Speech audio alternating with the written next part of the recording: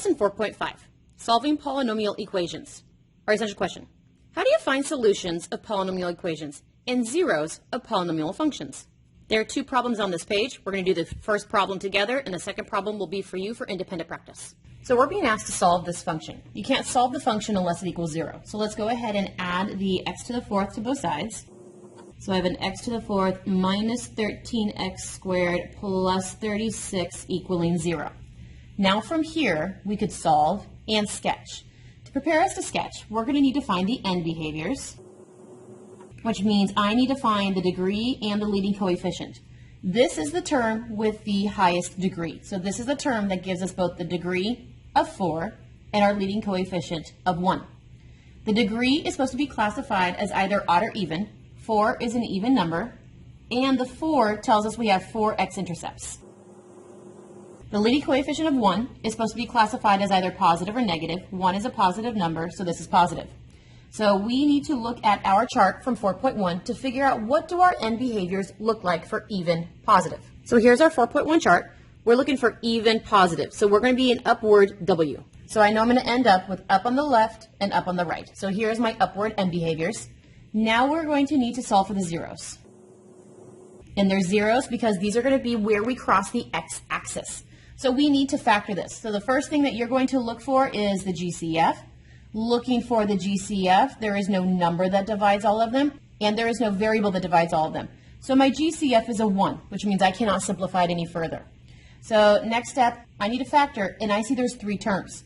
So I need to do my A times C. Somebody better add up to B chart. A times C, 1 times 36 is a 36, and my B is a negative 13. So I'm looking for 2 numbers that multiply to give me 36. But when I add them together, I get a negative 13. Negative 4 and negative 9 will multiply together to give me a positive 36. When I add these together, I do get a negative 13. Now this exponent is not a 2. To make sure that I factor it appropriately, we are going to use these numbers to expand this middle B term. So this is an x to the fourth. You said minus 9, these were x squareds. You said minus 4. These were x squareds, and this is a plus 36. We expanded the middle B term so that we could use the area model and make sure that we factored appropriately. So here is my area model. Remembering the highest exponent goes in the top left, the lowest exponent goes in the bottom right, the middle 2 terms go in the last 2 squares, and we're going to look across for a GCF. What do x to the fourth and negative 4x squared have in common? They have an x squared in common. After you found the top's GCF, everybody else is multiplication. X squared times x squared will give me the x to the fourth. X squared times a negative 4 will give me the negative 4x squared. Negative 4 times a negative 9 will give me the positive 36. Negative 9 times x squared does give me the negative 9x squared. So I just factored this. I have 2 parentheses. I have the x squared minus 9 parenthesis, and I have the x squared minus 4 parenthesis.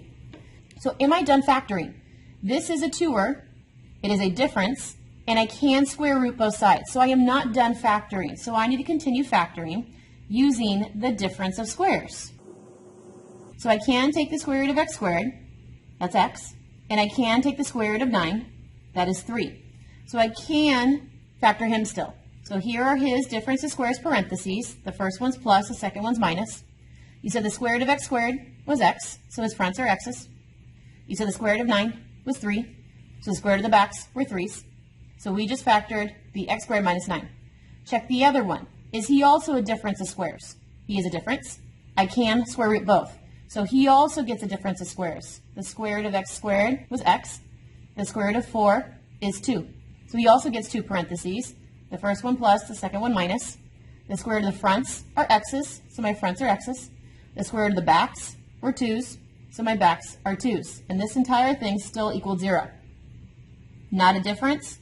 He is a difference, but I can't square root. Not a difference. He is a difference, but not square root. So everybody is done. Nobody else can factor any further. So I see that I have 4 factors. Factor 1, factor 2, factor 3, and factor 4. All 4 of these factors are the reason why it could possibly equal 0. So you need to set all 4 of these equal to 0 and solve.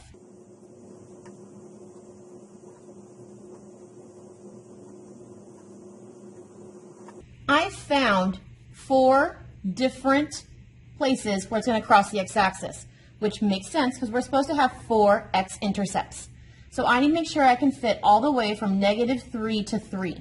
So here is my xy axis right down the middle. I'm going to go ahead and scale, counting each square as 1. -3 on the x-axis is right here. 3 on the x-axis is right here. -2 and a +2. Now my end behaviors, you said the last ones both go up. And these were, none of them were repeats. So none of them are going to be touch and runs. They all have to be through points. So I need to go through, through, through, and through. So what am I checking for? Did you use all 4 of these points? I did. So I did have 4 intercepts, 1, 2, 3, 4. Were your end behaviors correct? I went up and I went up. So my sketch is correct. This last problem is for you for independent practice. Please do this problem.